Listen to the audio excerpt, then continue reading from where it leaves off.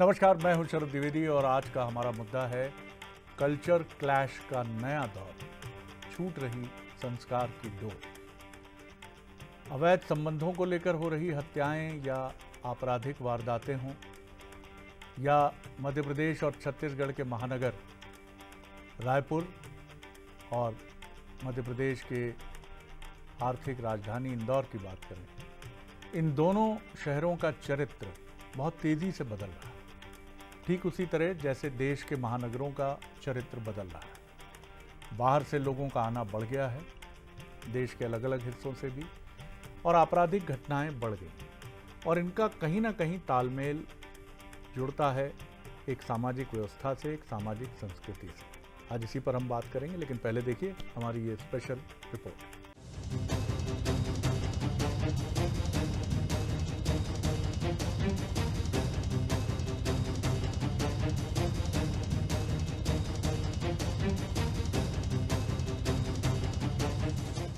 रायपुर से लेकर इंदौर तक एक के बाद एक घटनाएं लगातार सवाल खड़े कर रही हैं।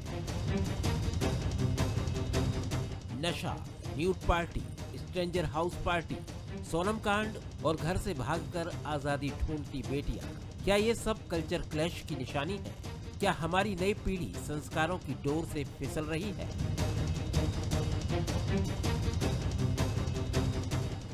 रायपुर, जिसको लेकर कभी सादगी और शांति की मिसाल दी जाती थी, आज नशे और अश्लीलता की खबरों से सुर्खियों में है। न्यूड पार्टी और स्ट्रेंजर हाउस पार्टी जैसे पोस्टर समाज के माथे पर चिंता की लकीरें खींच रहे हैं। पुलिस जांच कर रही है, लेकिन बड़ा सवाल ये है कि आखिर युवा इस दिशा में क्यों बढ़ रहे हैं?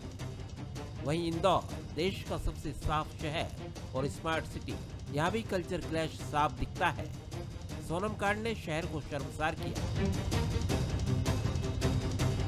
और अब आजादी के नाम पर गुम हुई बेटियों ने समाज की नींव हिला दी है। वो इंदौर जिसकी पहचान संस्कृति और मेहनत से थी, अब सवालों के घेरे में है। ये घटनाएं सिर्फ कानून व्यवस्था का मुद्दा नहीं, ये बदलते समाज का आईना है। जब पार्टी की चमक संस्कारों से बड़ी हो जाए, जब नशा आजादी कहलाने लगे और जब अश्लीलता मनोरंजन में बदल जाए, तो सवाल बिजली की तरह कौंधते हैं। क्या संस्कार की डोर हाथ से छूट रही है? कल्चर क्लैश के इस दौर में जरूरत है परिवार और समाज के जागरूक होने की। युवाओं को संस्कारों और मूल्यों से जोड़ना ही सबसे बड़ी जिम्मेदारी है। पोस्टर, पार्टी और पल भर का आकर्षण पीढ़ियों की पहचान नहीं हो सकते। आज हम संभल गए तो आने वाला कल सुरक्षित होगा, वरना आने वाली पीढ़ियां सिर्फ यही पूछेंगी, किसने छोड़ी संस्कार की डोर? तो आपने देखा कि किस तरह से, और ये ऐसा नहीं है कि 2025 की चुनौती है। 70 के दशक में हिप्पी कल्चर ने पूरी दुनिया को अपने आगोश में लेने की कोशिश की थी। दम मारो दम, मिट जाए गम, ऐसे नारे फिजाओं में गूंजते थे। बड़े बड़े बाल और अपनी अपनी धार्मिक मान्यताओं के अनुसार पहने जाने वाली शर्ट्स या टी शर्ट्स, और उस पर माथे पर पट्टी बांधकर ड्रग्स के नशे में, अफीम, गांजा, तमाम नशे के चक्र में फंसकर अपनी जिंदगी को तथाकथित आनंद की तरफ ले जाना। और इसके पहले भी देखें तो आज़ादी के नाम पर दुनिया में सबसे ज़्यादा अगर कहीं शोषण हुआ है तो वो आज़ादी के नाम पर हुआ है। मैं आज़ाद हूँ, लेकिन आज़ादी एक बहुत व्यापक शब्द है। आज़ाद होने का अर्थ क्या है, ये शायद न मैं आपको ठीक से समझा पाऊंगा, क्योंकि इसके लिए एक पात्रता की ज़रूरत होती है। और ये पात्रता ये कहती है, जितना मैंने थोड़ा बहुत पढ़ा और समझा है, कि इस पात्रता का ये अर्थ नहीं है कि आप समाज के लिए चुनौती बन जाएं, अपने रिश्तों के लिए चुनौती बन जाएं। ये मुक्ति होती है उन झंझटों से जो आपको डराती हैं या आपको लुभाती हैं, चाहे वो नशा हो, चाहे ऐशो आराम की ज़िंदगी हो, या फिर चाहे माता पिता या समाज की बंदिशों से निकल जाने की जिद।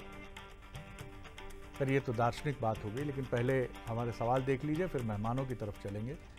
पहला सवाल है, क्या नशा, ग्लैमर और पल भर का आकर्षण युवाओं को संस्कारों से बहुत दूर ले जा रहा है? क्या परिवार और समाज युवाओं को सही दिशा देने में असफल हो रहे हैं? ये बहुत बड़ा सवाल है, क्योंकि ये प्रश्न ऐसा नहीं है कि पहले नहीं था, लेकिन इतना भयानक और इतना इंटेंसिफाइड नहीं था। तीसरा सवाल है, क्या आधुनिकता की आंधी में संस्कारों की डोर टूट रही है? निश्चित तौर पर ये भी बहुत अहम सवाल है। जो मेहमान हैं हमारे साथ, उनसे मिलिए।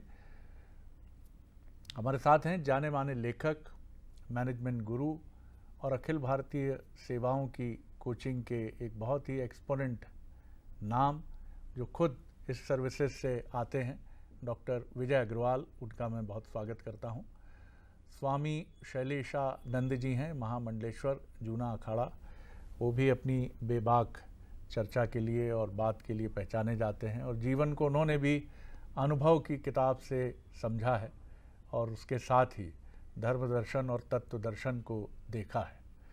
जैसा निदा फाजली कहते हैं कि धूप में निकलो, किताबों को हटा कर देखो, धूप में निकलो, घटाओं में नहा कर देखो, ज़िंदगी क्या है, किताबों को हटा कर देखो। नेहा शलमन जी हैं, एक गंभीर युवा सामाजिक कार्यकर्ता हैं रायपुर से, और एक अन्य मेहमान भी थोड़ी देर में हमारे साथ जुड़ेंगे। सबसे पहले डॉक्टर विजय अग्रवाल की तरफ मैं रुख कर रहा हूँ। डॉक्टर साहब, हम लोग भी एक समय 20 साल के थे और हम भी ये मानते थे कि हमें भी स्वतंत्र होना है, लेकिन उस स्वतंत्रता के भीतर हमने जिन प्रश्नों के उत्तर ढूंढने की कोशिश की, ये हमारी कोई श्रेष्ठता नहीं है, लेकिन ये समझ में आया, जितना भी थोड़ा बहुत कच्चा पक्का ज्ञान था, कि ये लड़ाई स्वयं से ही होती है, ये लड़ाई कहीं बाहर की नहीं है। आज सामाजिक दायरा बहुत कच्चा हो गया। हमारा एजुकेशन सिस्टम कहता है सफल हो, आगे बढ़ो, अधिक से अधिक पैसे हासिल करो। माता पिता यही सोच रखते हैं। समाज में उन्हीं का सम्मान है जिनके पास पैसा है, कहाँ से आया, कैसे आया, इससे किसी को सरोकार नहीं है। क्या ये एक सामाजिक संरचना का फेलियर है? क्योंकि इसे सरकार या प्रशासन के माथे थोपना कितना उचित है? थोड़ा प्रकाश डालिए इस पर। धन्यवाद शरद जी, खासकर इस विषय को उठाने के लिए, क्योंकि मुझे लगता है कि ये जो समस्या है बहुत ही ज्वलंत समस्या है, और भले ही यह एक सांस्कृतिक समस्या के रूप में दिखाई दे रही हो या नैतिक समस्या के रूप में दिखाई दे रही हो, लेकिन मूलतः यह जीवन की बहुत ही फंडामेंटल, कह लीजिए कि एक जो मौलिक और मूलभूत जो समस्या होती है वह होती है। देखिए, किसी भी समाज की एक बनावट होती है, जो मैं समझ सका हूँ, चाहे कोई भी समाज हो, ये वेस्टर्न सोसाइटी हो या इंडियन सोसाइटी हो, ईस्टर्न सोसाइटी हो, उसकी अपनी एक बनावट होती है, उसका अपना एक स्ट्रक्चर होता है। बल्कि ज़्यादा सही ये कहना होगा कि उसके अपने ताने बाने होते हैं, उसका अपना एक फैब्रिकेशन होता है। और ये जो फैब्रिकेशन बनता है उसके अपने वातावरण से बनता है। एक तो प्राकृतिक वातावरण है, और दूसरी है कि वो किस तरह के ऐतिहासिक जीवन को जीता हुआ आया है। भारत तो बिल्कुल इस बात पर गर्व कर सकता है कि उसके पास आप देखिए कि कितनी पुरानी ऐतिहासिक और बहुत ही समृद्ध सांस्कृतिक धरोहर है। इसका मतलब है कि हमारा जो सामाजिक ताना बाना है वह इससे बना हुआ है, और यदि आप इस ताने बाने को खत्म कर देंगे तो ऐसा नहीं कि केवल समाज टूटेगा, व्यक्ति भी टूटेगा, क्योंकि उसकी जो चेतना का निर्माण हुआ है उसके भी रेशे कहीं ना कहीं यहीं से आए हैं। जैसे कि कोई भी अगर पौधा पैदा होता है तो वो मिट्टी से रस लेता है, जमीन से रस लेता है। तो हम जो रस लेते हैं, हमारी जो चेतना रस लेती है, वो उस ताने बाने से लेती है। इसे ही हम कहते हैं संस्कृति। दुर्भाग्य की बात यह हो गई कि अब जो संस्कृति है उसका कहीं कोई अर्थ ही नहीं रह गया है। अगर इक्के दुक्के हम संगठनों को छोड़ दें, छोटे छोटे संगठनों को, और बड़े संगठन भी हमारे सामने हैं, तो ऐसा लगता है कि जैसे ये जो संस्कृति है ये कहीं न कहीं हमारे विकास की बाधा बन रही है। हम अगर आधुनिकता को किनारे भी कर देते हैं तो ऐसा लगता है कि जैसे संस्कृति का कोई मूल्य ही नहीं है, वो जीवन का कोई आधार ही नहीं है। अभी आपने बहुत अच्छी बात कही कि सब एटीएम बनने के पीछे लगे हुए हैं। तो सीधी सी बात है कि अगर जीवन का लक्ष्य ही एटीएम हो जाए, जीवन का लक्ष्य जीवन जीना न हो जाए, तो फिर तो ये संकट खड़ा होना ही है। और जो संकट खड़ा हो रहा है वो हमारे सामने इसी रूप में आ रहा है जिसकी चर्चा अभी आपने शुरू में की थी। बिल्कुल, आपने ठीक कहा। मैं शैलेशानंद जी की तरफ नेहा जी से टिप्पणी लेने के बाद आऊँगा, क्योंकि एक अध्यात्मविद के नाते उनकी टिप्पणी बहुत महत्वपूर्ण होगी। नेहा जी, इसी रायपुर में विनोद शुक्ल जी रहते हैं, जो साहित्य से कम सरोकार रखते हैं, शायद उन्हें उनके लिए नाम नहीं होगा, लेकिन बहुत बड़ा नाम है वो, नौकर की कमीज, और एक ऐसा साहित्यकार है जो अद्भुत है। इसी छत्तीसगढ़ में गजानन माधव मुक्तिबोध जैसे कवि हैं जिनकी एक अद्भुत, और पूरे छत्तीसगढ़ की संस्कृति, बस्तर चले जाइए, सरगुजा चले जाइए, आप पूरे बस्तर, पूरे छत्तीसगढ़ को देखें।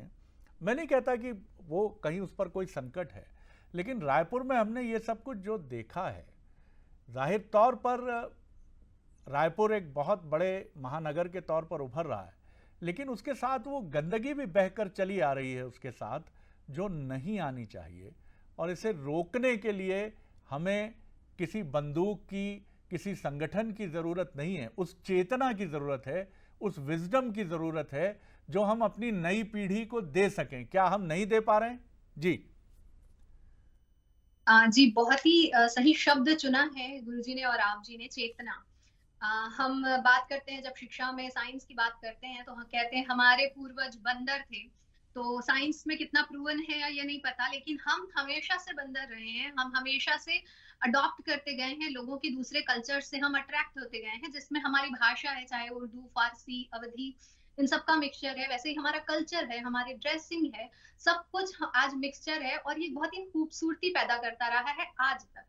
लेकिन आज जो शब्द आपने यूज किया, चेतना, क्या हम जो बदलाव अपने कल्चर में कर रहे हैं वो सचमुच एक चेतना के साथ में कर रहे हैं, जागरूक हो?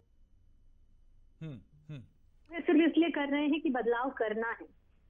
किसी भी कल्चर से अट्रैक्ट होना बुरी बात नहीं है, लेकिन क्या आज अगर हमने वेस्टर्न कपड़े अपनाए हैं तो क्या उस पे अवचेतन मन से अपनाया है कि ये करने से हम ग्लोबली स्टैंड आउट करते हैं, या हमारी भाषा अगर हमने इंग्लिश सीखी है तो हम देश के लिए, समाज के लिए ग्लोबली वर्क कर सकेंगे? क्या उस इंटेंशन के साथ चुना है या सिर्फ कॉपी करने के लिए चुना है? ये एक हमारा क्वेश्चन है। तो जैसा आपने कहा कि कल्चर जो है वो बहकर चला आ रहा है, और नदी के साथ में बहुत सारी चीजें ऐसी बहती चली जा रही हैं। ये व्यक्तिगत एक मामला है कि मुझे चुनना है कि मैं कल्चर के साथ में, नदी के साथ बहती आ रही किन चीजों को अपनाऊं और किन चीजों को थोड़ा छोड़ दूं, या किन चीजों से पूरी तरह से परे हो जाऊं। ये एक पर्सनल चॉइस हो रही है। पर जो बात शब्द आपने ली फिर से, चेतना, कि वही व्यक्ति में खत्म होती जा रही है कि वो इमिटेट करते हुए, कॉपी करने में इतना व्यस्त हो गया है कि भूल गए हैं कि हमारी संस्कृति क्या है, उस संस्कृति का सोल क्या है। घर परिवारों में भी ये चीजें जो है वो बदलती जा रही हैं धीरे धीरे। मदर्स, पेरेंट्स जो है मॉडर्नाइजेशन पे आए, अब बच्चे जो है, नेक्स्ट जनरेशन जो तैयार हो रही है वो भूलती जा रही है। तो एक ये कल्चर जो है, ये नया कल्चर ही बना रहे हैं हम कि पुरानी कल्चर को भूलते जाने का। और ये एक विकट परिस्थिति फ्यूचर में मुझे लगता है जनरेट होने वाली है। जो इस कल्चर शब्द को जितने ब्यूटीफुली गुरुजी ने समझाया था, उस कल्चर शब्द की मीनिंग ही लोगों को नहीं पता चलेगी, और वो जो आज जो चीजें देख रहे हैं उनमें कल्चर बनते जाएगा। तो इस जनरलाइजेशन को खत्म करना है, और हमें कुछ ऐसे कदम उठाने पड़ेंगे जिससे हम अपनी संस्कृति धरोहर को वापस से बचा सकें। बिल्कुल बिल्कुल ठीक कहा आपने। और जो लोग भारतीय संस्कृति के एक ही पक्ष को शायद अधिक जानते हैं, उन्हें ये समझना चाहिए कि ये संस्कृति चारवाक जैसे चिंतक को भी ऋषि कहती है, जो ये कहते थे कि उधार का घी लेकर भी घी पियो, यानी आनंदवाद, जिसको आप कहते हैं अंग्रेजी में शायद मटेरियलिस्टिक एक अप्रोच। चारवाक को भी ऋषि कहा है हमने, और हमारा खुलापन ये है कि आप अगर उसको समझेंगे तो ये बहुत खुली संस्कृति है। ये बांधने वाली संस्कृति नहीं है, ये चेतना को जगाने वाली संस्कृति है। लेकिन चेतना आजकल हमने जिस सिस्टम को फॉलो किया है वो शायद वेस्टर्न का मॉडल है, जहाँ पर कपड़े की तरह संबंधों का उपयोग होता है।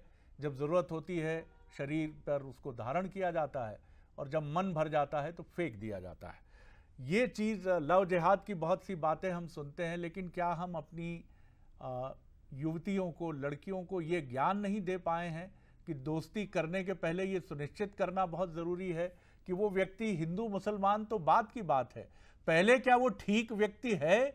क्या आप उसके आचरण को, उसके व्यवहार को नहीं समझ पा रहे हैं, और बाद में आप दोषी ठहराते हैं कि मुझे बर्बाद कर दिया गया, मुझे समाप्त कर दिया गया? अगर हम अपने बच्चों को ये नॉलेज नहीं दे पा रहे हैं तो ये बहुत बड़ा सामाजिक फेलियर है। क्या कहेंगे शैलेशानंद जी आप? जी। प्रकार के ऋषि हैं, आपने जिस प्रकार की बातें हैं यहाँ पर करी है, उसके अंदर एक बात स्पष्ट होकर के आती है, वो ये होकर के आती है कि आदिकाल हो यानी पाषाण युग हो, अग्नि का आविष्कार हो, पहिए का आविष्कार हो, मतलब मानव के उद्गम से लेकर के आज तक का जो युग है उसके अंदर जीवन आनंद की खोज है। ये तो स्वीकारना पड़ेगा। जितने धर्म ग्रंथ, जितनी जीवन शैली है वो आनंद को ही खोजने के लिए बनी हुई। अब उसके अंदर एक स्पर्श सकेगा, शरीर का आनंद जब खोजता है आज का युवा या उस समय का युवा आश्रमों के अंदर जा करके धनुर्विद्या, शस्त्र विद्या सीखता था, शास्त्र विद्या सीखता था और उसको बड़ा शरीर का आनंद आता था। मन के आनंद के लिए वो विभिन्न साहित्य पढ़ता था। वहीं पर उसके यदि हम देखें बुद्धि के आनंद के लिए वो ज्ञान को प्रसारित कराता था। वही है, अंतर कुछ नहीं आया है, सिर्फ समय का अंतर है। जैसे मैं जेन एक्स का हूँ, आप जेन एक्स के हैं, तो जेन जी तक हम पहुंचे हैं। तो पहुंचे क्यों हैं? क्योंकि हम इवोल्यूशन की उस स्टेज के ऊपर, तो हम उनको दोष न दें। हमें दिक्कत कहाँ आ रही है कि हमने मर्यादाओं को थोपने का प्रयास किया। हमने उसे रियलाइजेशन के रूप में, आत्म साक्षात्कार के रूप में या आत्म स्वीकृति के रूप में उसे प्रसारित नहीं किया। आज हम बात करते हैं तो अमेरिका का युवा जो है, बच्चा स्कूल का, वो गोली चला रहा है, तो वहीं पे भारत का युवा जो है वो नाक के जरिए पाउडर फूक रहा है। तो उसके लिए शरीर का आनंद एक अलग विषय हो गया। मन के आनंद पे शरद जी जब हम जा रहे हैं तो मनोरंजन के ऊपर हमने देखा 80 का दशक जब हर व्यक्ति प्रेमी हुआ करता था।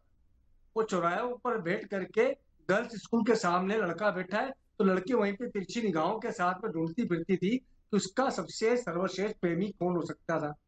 तो यही काल को हम विगत काल में ले जाए, इससे ज्यादा आजादी तो वैदिक काल के अंदर थी, जब लड़कियों को स्वयंवर करने तक की आजादी थी।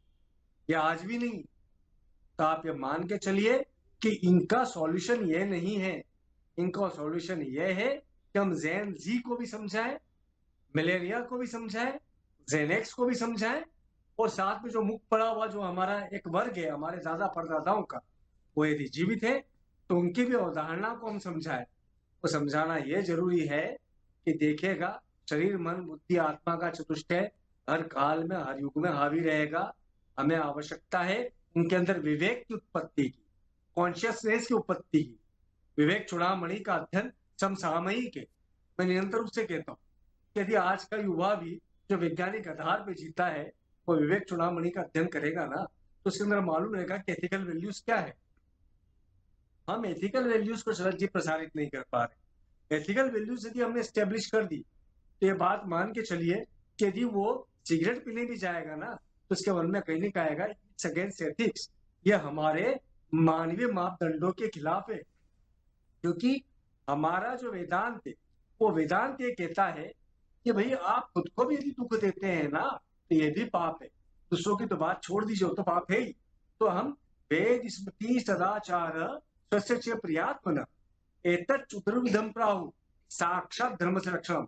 हम वेदों की यानी हमारे रिसर्च इंस्टीट्यूट को हम बढ़ावा नहीं दे पा रहे। स्मृति यानी हमारे अनुभव को, हमारे ऋषि मुनियों के, साइंटिस्टों के अनुभव को हम प्रैक्टिकल मैनर में इम्प्लीमेंट नहीं कर पा रहे। सदाचार से हम जीवन जीने की प्रेरणा नहीं दे पा रहे, और उसके बाद स्वयं के आनंद में रहने की बात नहीं कर पा रहे। ये मुझे लगता है कि चतुष्टयों की स्थापना हम कर देंगे ना तो धार्मिक हो जाएंगे। धार्मिक को नहीं घंटी बजाना, तिलक निकालना, सील फॉर सील, उससे बहुत आगे की आध्यात्मिक अवधारणा है जो कि हमारे साइकोलॉजी के अंदर, ह्यूमन माइंड के अंदर स्टेब्लिश करना है। दैट इज फॉर लोका समस्ता सुखिना भवन्तु, और सुदेव कुटुंब को इसी को कहेंगे। मैं लौटता हूँ स्वामी जी, आपने बहुत सुंदर तरीके से इसको समझाने की कोशिश की है। डॉक्टर विजय अग्रवाल, मैं आपकी तरफ आता हूँ। ये भी एक बहुत अहम सवाल है कि आखिर हम करें क्या करें। अगर संगठन खड़े हो जाते हैं तो ये कहा जाता है कि साहब ये अभिव्यक्ति की आज़ादी पर या सोच की आज़ादी पर हमला है, क्योंकि हम एक डेमोक्रेटिक वर्ल्ड हैं, हम एक दुनिया के सबसे बड़े लोकतंत्र हैं। अगर हम नैतिक ज्ञान देने लगते हैं, शैलेशानंद जी आ जाएं तो कहते हैं भगवाकरण किया जा रहा है, शिक्षा का भगवाकरण किया जा रहा है। भगवाकरण करने का आरोप लगने लगता है, क्योंकि इस देश में अलग अलग जाति, धर्म, भाषा, बोली के लोग हैं। लेकिन नैतिकता किसी धर्म की नहीं, सभी धर्मों में नैतिकता है। आखिर हमें कोई ऐसा मॉड्यूल तो अपने एजुकेशन सिस्टम में डेवलप करना ही होगा, अपने पेरेंटल सिस्टम में माता पिता के साथ डेवलप करना होगा, अमीर गरीब सब तरफ, कि वो किसी धर्म की जिस पर छाप भले ही ना हो, लेकिन वो बात तो करे कि एक युवा को कैसे रहना चाहिए, वो अपना जीवन कैसे, क्या नशे में खो जाना जीवन है, आज़ादी के नाम पर बिना विवाह किए रहना जीवन है।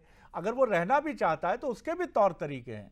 लिव इन में भी रहना चाहता है तो वहाँ भी मर्यादा है, वहाँ भी 56 टुकड़े कर देने की घटनाएं आती हैं तो मन कांप जाता है। लेकिन कहीं इसके बीच में एक मर्यादा तो हो, एक नैतिकता हो। कैसे करें आखिर हम ये? जी